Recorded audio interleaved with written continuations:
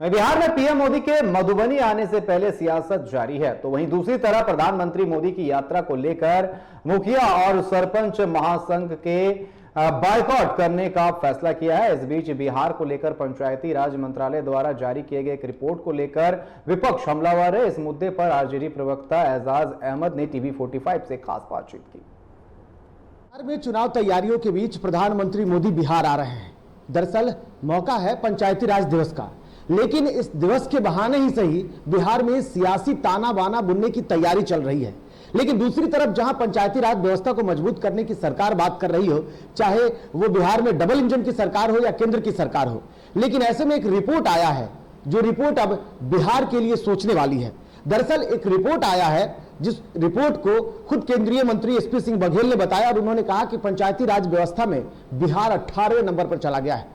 लगातार अब ये आरोप भी लगते रहे और इसको लेकर के मुखिया संघ और जो सरपंच संघ है उसके तरफ से ये कहा भी जा रहा है कि हमारे अधिकारों में कटौती की जा रही है। लेकिन क्या इसके मूल कारण है, इसे समझने के लिए हमारे साथ आरजेडी के प्रवक्ता एजाज अहमद साहब हैं।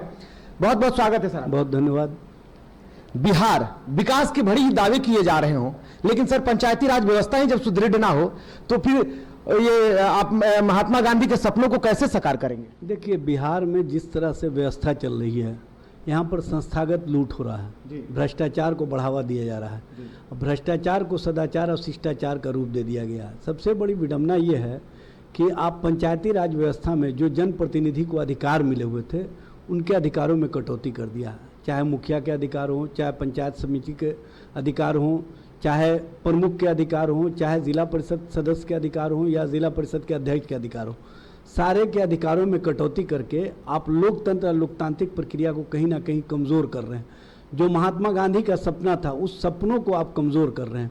उन्होंने सपना देखा था चौखंबा राज का, जिसमें जो पंचायती राज व्यवस्था उसको मजबूत बना करके आम जनों तक लोकतंत्र और लोकतांत्रिक प्रक्रिया को पहुंचाने का जो साधन है उसको सशक्त बनाने की आवश्यकता बताई थी। लेकिन साधन रैलियों की तरह भी तो इस्तेमाल हो रहा है। पंचायती राज व्यवस्था की बातें कर रहे हैं और मोदी आ रहे हैं बिहार में, वो जश्न मनाया जाएगा। देखिए, नरेंद्र मोदी के लिए जिस तरह से भारतीय जनता पार्टी और जनता दल यू के नेता अपने विधायकों को धमकियों का सहारा ले रहे हैं और कहते हैं कि 5000 से कम अगर कोई विधायक भीड़ लेकर के आएंगे तो उनका टिकट काट दिया जाएगा, तो इसी से स्पष्ट होता है कि उनकी लोकप्रियता में कमी आई है।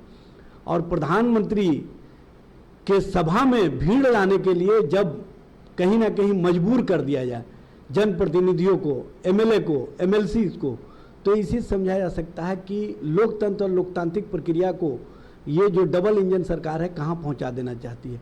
लदुआ भीड़ के सहारे आप प्रधानमंत्री की सभा तो सफल बना सकते हैं, लेकिन लोगों का विश्वास नहीं जीत सकते हैं, लोगों का समर्थन नहीं प्राप्त कर सकते हैं, क्योंकि बिहार में जो सरकार चल रही है इसने अपना एक बाल खो दिया है। सरकार शासन और प्रशासन पर से पकड़ समाप्त कर दिया है। अपराध अपराधियों का बोलबाला है। और सबसे बड़ी बात है कि पंचायत प्रतिनिधियों के अधिकार में कटौती की जा रही है। और जो मनरेगा मजदूर हैं उनके बकाया राशि 4 महीने से ऊपर हो गए।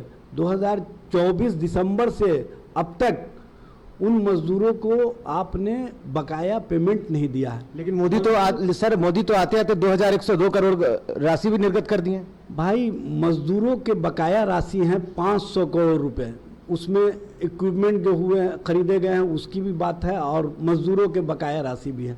आप एक पैसा उनके लिए नहीं निर्गत किए। 2024-25 का जो बजट प्रोविज़न है उसमें एक पैसा भारत सरकार ने नहीं दिया है। और आप चालू वित्तीय वर्ष में 201 करोड़ रुपए देने की घोषणा करके ढिंडोरा पीट रहे हैं, मुलम्मा चढ़ा रहे हैं, मजदूरों को कहीं ना कहीं दिग्भ्रमित करना चाहते हैं। और जुमलाबाज की जो सरकार है वो जुमलाबाजी करके लोगों के बीच भ्रम और धर्म की राजनीति के सहारे जो राजनीतिक अस्तित्व बचाने की लड़ाई लड़ रही है उसमें वो सफल नहीं हो सकते हैं। बिहार के मनरेगा मजदूरों को पता है कि हमारे पेमेंट के लिए पैसा नहीं आए हैं, अगले वित्तीय वर्ष में खर्च के लिए पैसे आए हैं। और सरकार के जो वित्त मंत्री हैं बिहार सरकार के, जो बिहार के डिप्टी सीएम हैं, वो भी झूठ परोस रहे हैं। ये कहीं ना कहीं गरीबों की आह लग जाएगी।